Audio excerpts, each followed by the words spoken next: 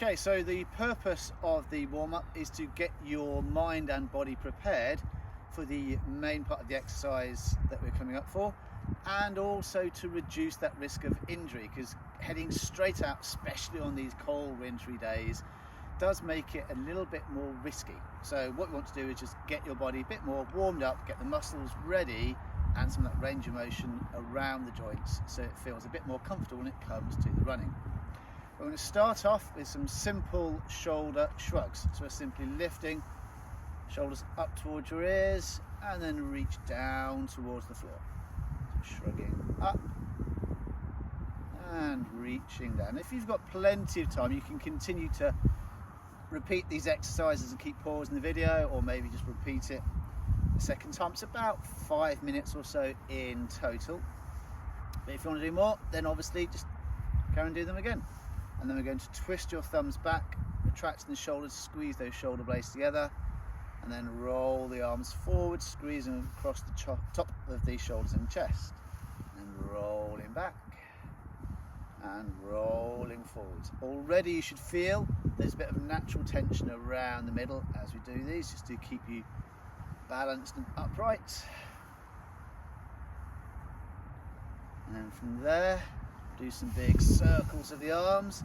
Now with all of these exercises, just go with what feels comfortable for you. So if one of these movements feels a bit awkward, feels like it's causing some pain or discomfort, just reduce the range of motion or simply move on to the next exercise, changing direction.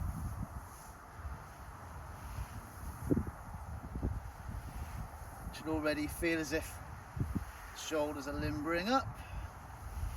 And then a basic running drill with the elbows bent. I'm doing a slow motion running style. You'll feel, obviously you wouldn't normally run like this, but it feels quite nice around the shoulders as you do it. And that's already starting to give us a bit of rotation around the spine, which will then increase now. But sometimes as you start to rotate, you can feel a bit stiff around the ankles and knees as well. Now if you then just relax the knees and take a slightly wider stance, that can make that feel a bit more comfortable for you. Gently pulling the elbows back. And as you start becoming more aware of the tension around the middle, you can start just squeezing around those muscles in the midsection instead of driving the elbows back so much. And then from there, then move on to a bit more hip movement. Just going to push from side to side. Again, sometimes you might feel it's quite stiff around the hips, so just go with what feels comfortable for you. And from side to side, and then we'll go forwards and back. So this one, we're tilting forwards and bring the pelvis forwards as well, but tension in the stomach. And squeeze the shoulder blades back and push your bum back behind you. Forwards and back. And then we combine that forwards and back with the side to side as we start going through some circles.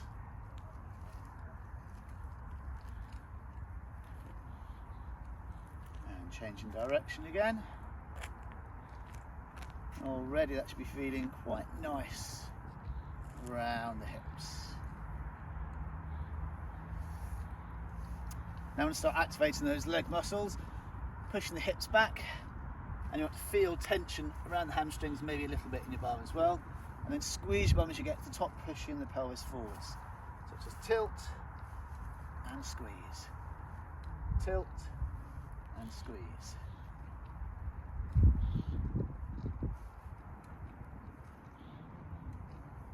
And then we'll do a bit more movement around the hips, you start bringing the knees up. Again with this, don't worry about trying to go really high if your knees don't want to go that high up, or if it feels too stuck around the hips. And as you bring those knees up, try and pull the toes up as well.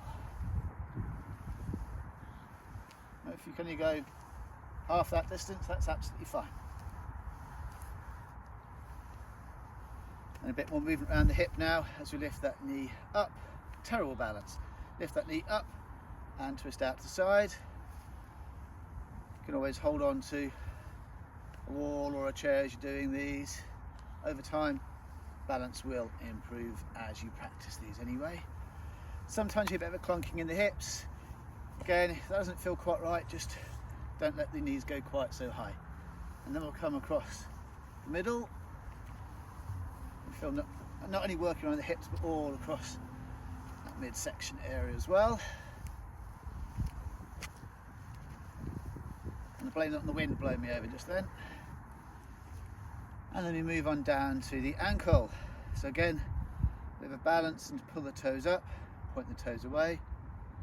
We do these a little bit quicker than some of the other movements, switching sides, just because sometimes muscles don't like it if you try and hold it too long.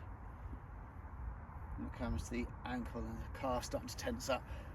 Switch sides again, and we'll do a bit of a circle, change direction, and switching sides.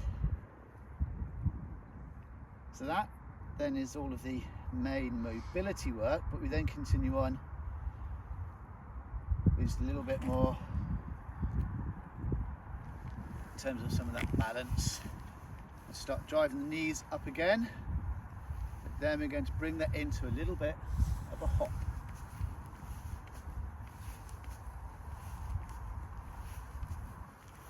So it's an exaggerated running style,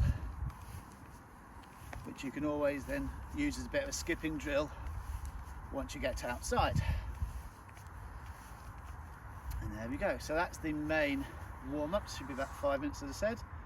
So what we want to do now is head out for the walk.